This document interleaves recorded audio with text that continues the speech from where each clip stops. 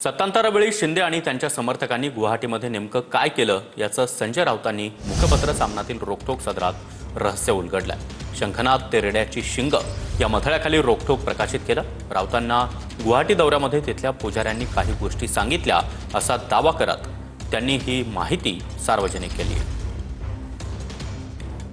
संजय राऊतांच्या लेखात काय?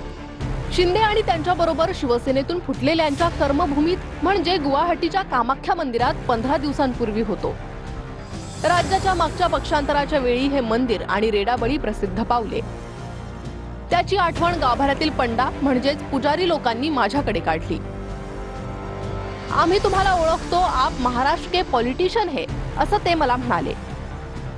3.5 वर्षांपूर्वी या गाभाऱ्यात आणि मंदिराच्या परिसरात नेमकं काय घडलं हे पंडांनी स्वतः सांगायला सुरुवात केली। पंडांनी म्हटलं, वो शिवसेना के लोग यहाँ आकर बहुत विधि पूजा किया, पंडा लोगों को भारी दक्षिणा भी दिया। राऊतांनी विचारलं, कितने लोग थे? यावर पंडाने उत्तर दिलं, वो एक साथ 50-60 लोग थे। राऊतांनी विचारलं, कौन सा पूजा किया? यावर पंडा ने उत्तर दिलं, यहाँ जो होता है सब पूजा किया, बलि भी चढ़ाया देवी को। राऊतांनी विचारलं, कौन सा बलि दिया? पंडा ने सांगितलं, भैंसा को काटा, कुछ लोग ने बदक को भी काटा। शत्रु पर विजय प्राप्त करने के लिए सभी ने बलि चढ़ाया। पंडा म्हणाला, बहुतेक सगळ्यांनीच रेड्याचे आणि इतर प्राण्यांचे बळी चढवले। त्यातील 18 जणांनी बळी दिलेल्या प्राण्यांची शिंग कापून सोबत नेली। या शिंगांना सिंदूर लावून ती मंतरली जातात। इप्सित स्थळी खोल पुरून मनोकामने पूजा केली जाते। त्यासाठी याच मंदिरातील पंडांना बोलावलं जातं। मुंबई महाराष्ट्रात ही शिंग आणली गेली।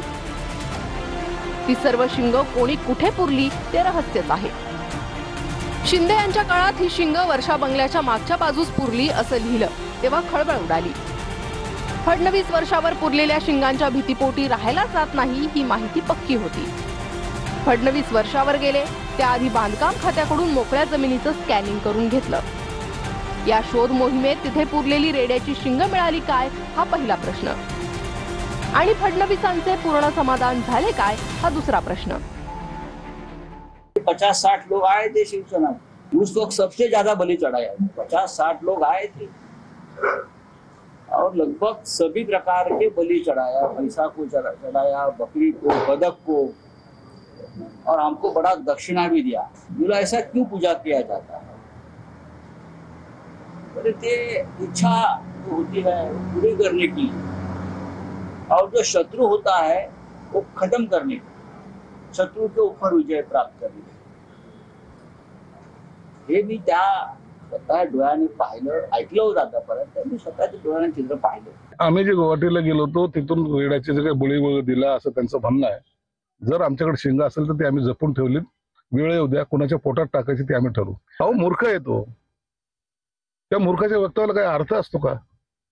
त्यांनी बळी दिला, इतर सिंगापूरले, तिथं जादूटोना केलाय, बंगाली जादूगार बरोबर घेऊन फिरणारे हे लोक, हे आम्हाला कुठे सांगत चालतात? ज्याच्यात दम होता ना त्यांनी ते करून दाखवलं, आणि म्हणून हे पळकुटे जे आमचे पोस्टमार्टम करणार होते गुवाहाटीहून येताना काय कर, आम्ही यांचं पोस्टमार्टम करू, काय करतात? आता यांचेच पोट आलेले आहेत।